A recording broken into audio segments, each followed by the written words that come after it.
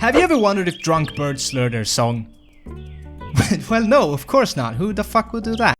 Oh, okay. In today's society, animal testing is somewhat common. Say what you will about that, but I think we can all agree that Axe body spray totally makes it worth it. At least I smell good. But not all animal experiments are made for the benefit of mankind.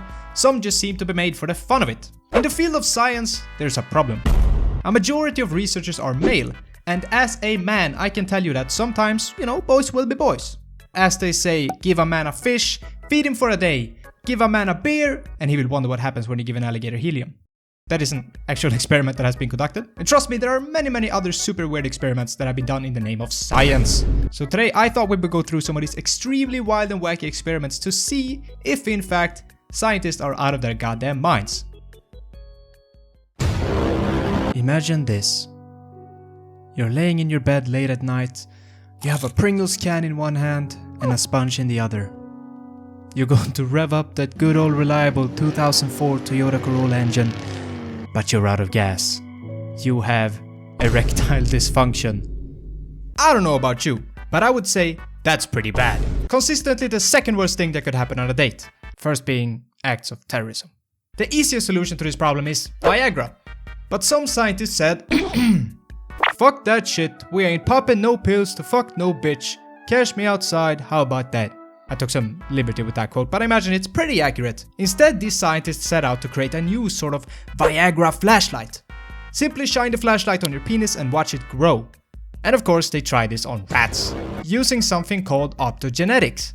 Skipping all boring nerd talk, it's basically gene engineering that allows you to control bodily functions using light. So they injected a group of rats with light-sensitive bacteria straight into their balls. This bacteria would then react to specifically blue light, causing the rats to become harder than EDP walking past his local playground. Genetically engineering rat penises is objectively funny, but what is even more funny is having to explain it to your wife after a long day at work.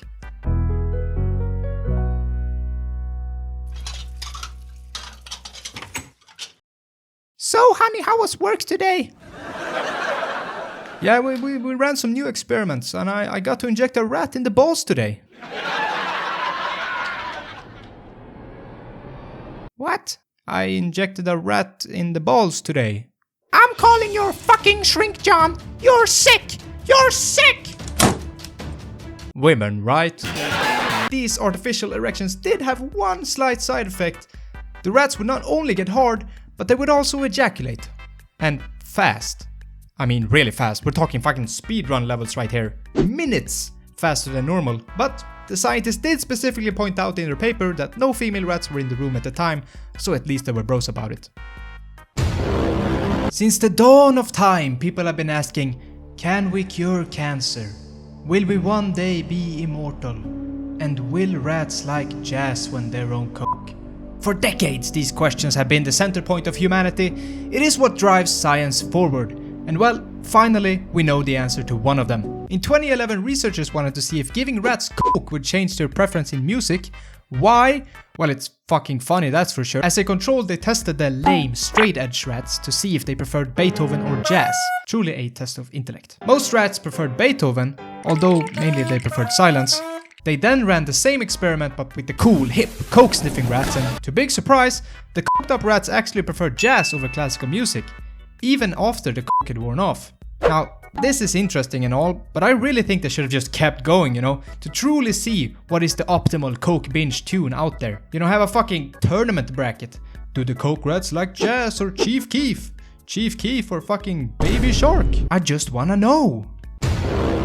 It's kinda hard to study dinosaurs in today's day and age, considering they're dead.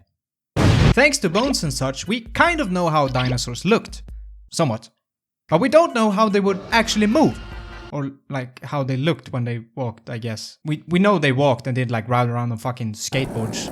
So in order to find out, scientists used the closest thing we have to a dinosaur in today's world. A chicken. I mean, they are kinda similar in the same way that Nicki Minaj and Mrs. Potato Head are kinda similar. But there's one major thing that differs. If you look really closely, you might see that the chicken doesn't really have a tail, which allows it to walk more upwards compared to the dinosaur's more hunched over gamer posture. To make the chicken walk more like an actual dinosaur, they had to shift the center of gravity backwards using an artificial tail. here's a picture. And let me tell you, this shit does not look like an artificial tail to me. This shit looks like a plunger. Someone took a goddamn plunger and stuck it to this poor chicken's ass. Babe, wait, I haven't even told you about that chicken yet.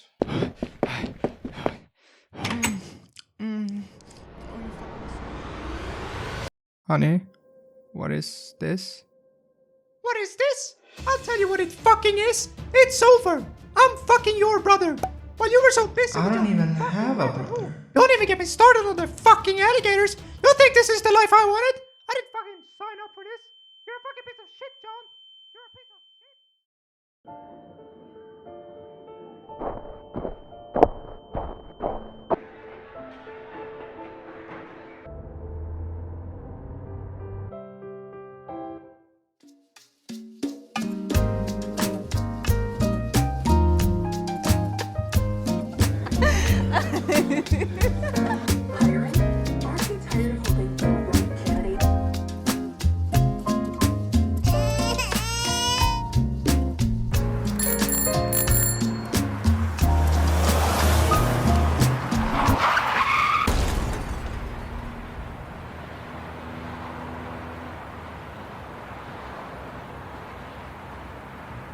Let's take a look at this clip and see if it actually made that much of a difference.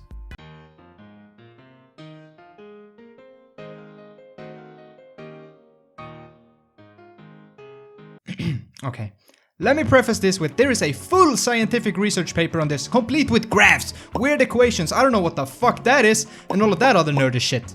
For this, I'm not a man of science, so I guess I can't tell for sure, but based on this video we just watched, this chicken does appear to move slightly more leaned over with the plunger on his ass. Who could have guessed that? In the 1960s, researchers learned that turkeys are extremely horny and will try to fuck anything that resembles a female turkey. Even just the turkey version of an inflatable fuck doll. How did they figure this out? Call it what you will, but I call it dedication to the craft. So then, naturally, you start to wonder, if they're so down bad that the female doesn't even have to be alive, where is the line between fuckable and unfuckable? Like, how far will they go? Does it matter if they are conventionally turkey attractive? Do they need a 401k? Do they even need all their limbs? And it turns out, no. These scientists, so eagerly wanting to know, started by removing the tail from a turkey doll. And lo and behold, the turkey still tried to fuck it. Knowing they were on the verge of a great discovery, they continued to remove body parts from the doll. The feet, still fucked it. The wings, still fucked it. The entire body, still fucked it. The male turkeys would literally try to fuck a head on a stick. A fucking hobby horse, but with a turkey. As it turns out, turkeys love head. Quite literally. They were also given a doll without the head, but this time they didn't fuck it. So thanks to these brave soldiers of science, we finally know how to seduce a turkey. So no head? This is Koko. And she's probably the most famous gorilla in all of history. Second only to that one fucking gorilla in SpongeBob. But Koko also had a very weird fixation. She was born in the San Francisco Zoo, but moved to the Gorilla Foundation under the care of this woman, Francine Patterson. There she was taught sign language and, according to Patterson herself, showed signs of an intelligence far exceeding what is normal for a gorilla. Koko later became famous thanks to her advanced usage of sign language, constructing mind-bending sentences like thirsty, like milk. She was also on the cover of National Geographic 2 times. She met multiple celebrities including Robin Williams, Betty White, Leonardo DiCaprio, and she also adopted multiple cats that she herself named Allball, Lips and Smokey. All of this honestly sounds pretty amazing. I mean, I can't think of any gorilla more accomplished than this. Maybe Shaq. But she also had her weird fixation. A fixation with nipples. Specifically seeing human nipples. Apparently Koko would actually just constantly sign to her caregivers things like, and this is a direct quote, "Let down your hair, lie down on the floor, show your breast again, close your eyes." Like, you can't make this shit up. And let me remind you, Koko is female. She's not a dude looking for some sexual gratification, although she apparently would start squatting and breathing heavily after seeing some nipples.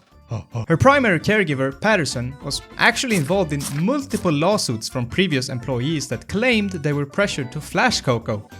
Patterson would allegedly talk to Koko in front of these employees and say stuff like, "Oh, yes, Koko, Nancy has nipples. Nancy can show you her nipples."